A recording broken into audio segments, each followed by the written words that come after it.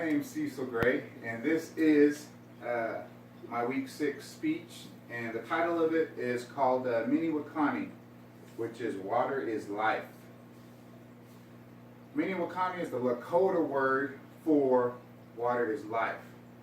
Water is Life is a movement by Native Americans at the Standing Rock Sioux community in North Dakota, and it started from activists that wanted to put a stop to the Dakota Access Pipeline. The activists, they see themselves as protectors as opposed to protesters.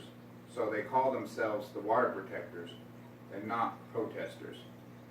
The Dakota Access Pipeline is a pipeline that will stretch across 4 states, which include North Dakota, South Dakota, Illinois, and Iowa. It'll stretch a total of 1,172 miles once complete. But what they don't realize is water is the most common denominator for what sustains life.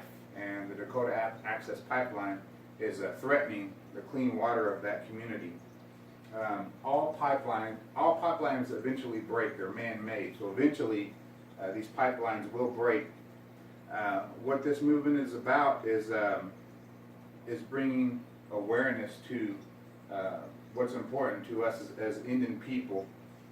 And so our Native people, they're being ignored, they're being mistreated, they're being assaulted by up to 20 law enforcement agencies, including that of the Morton County Sheriff's Department. All that for the sake of the profit of big oil companies. The importance of water is something that they don't take into consideration when creating this pipeline. The human body is something that has to have water to survive, because our body is made up of 60 to 70% water. And if ever withheld water, we can only live for just 3 to 4 days without water. And if it's hot outside, it would be even less than that, maybe 2 to 3 days. But if it's cooler, we may be able to survive 4 or 5 days. But water is essential to survival of all life. And what water does to our body, it removes toxins, transports oxygen, and it regulates our body temperatures. It also allows our body cells to grow, reproduce, and to survive. So with the danger of this pipeline being constructed, what that would do is that would contaminate water when the pipeline breaks, whether it be just a few years from now or 10 years from now or next month. But when that does happen, it would contaminate the water of not only the Standing Rock Sioux tribe and the local communities, but also all of those that are downstream from the Missouri River, where the pipeline is scheduled to go under. But what it causes is it can cause deadly bacteria that is fatal to humans, and then also it can cause cancer. So the human body obviously cannot drink oil. Dakota Access Pipeline is funded by the company, big oil company of Energy Transfer. This company wants to build this pipeline so that they can transport 570,000 barrels of oil a day, or up to that amount. And what they say is that it would create 8,000 to 12,000 jobs, and also bring millions of dollars into the economy. And it was originally, the plan was originally discussed that the pipeline would go through Bismarck, North Dakota, which is a large city, but it was rerouted by Energy Transfer because they knew the dangers that it would present to a large, densely populated area of Bismarck, North Dakota. And the residents of Bismarck said that we don't want it here because of the dangers that it causes. And so it was rerouted through the Standing Rock Reservation. Energy Transfer, they cannot guarantee that there will never be an oil spill, because even they know that eventually those pipelines will break. And when it does, the oil spill would contaminate drinking water, and it would affect up to 17 million people that live downstream of the Missouri River. The people, mostly native at this Standing Rock reservation. They're committed to standing against this Dakota Access Pipeline, which some call the Black Snake, because they know that it will eventually contaminate their only source of water.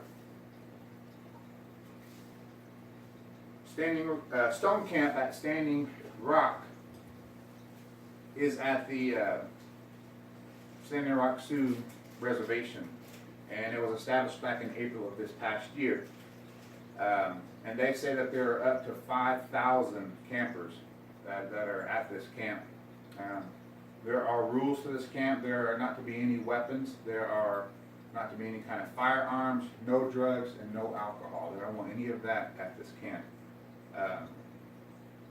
But it has become a full community with all the amenities that you would see in a community. It's got a cafeteria or a kitchen. They've got hospitals. They've got a bathroom, showers, etc.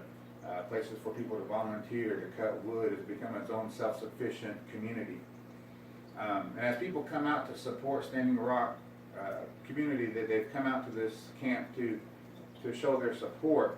But when they get there, what they find is that the rich culture of the community and what it has become is drawing more people in just by people wanting to be there with them, because they say that their experience is humbling, it's life-changing, it's inspirational, and it's full of love just being there. They just feel the love of all the people because it's so welcoming. And I had a friend that went there, and he said that when he got there, he said it was amazing when he went over that hill, that there was, they have the flags of all the tribes going down the entryway of this camp. And he says when you go, all the people, they begin to war cry and war hoot, and they Lulu, as all these different people are coming in to support this camp. And he said that that's the closest thing that you'll ever get to what life was like back in the 1800s when the tribes were fighting to defend and protect our land.